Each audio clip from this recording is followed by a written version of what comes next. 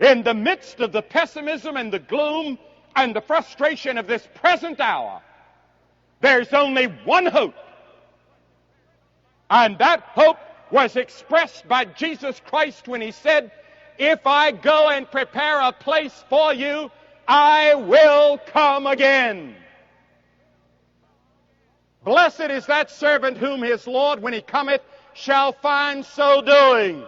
Now the Lord is coming, Christ is coming, and the temptation of many Christians is to say, "I'm going to sit down and take it easy and wait for the coming of the Lord."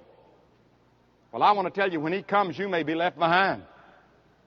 You remember the 5 foolish virgins in the story Jesus told about?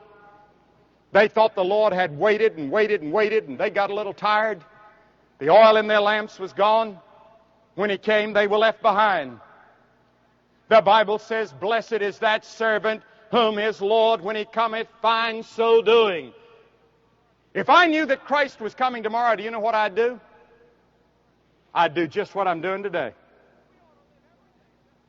We ought to live every day just as though the Lord's coming. You ought to have your bags packed and ready. You ought to not have your roots too deep.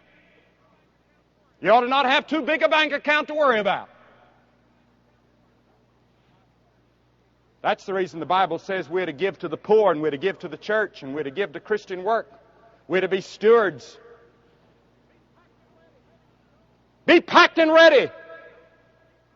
Ready to go. Working.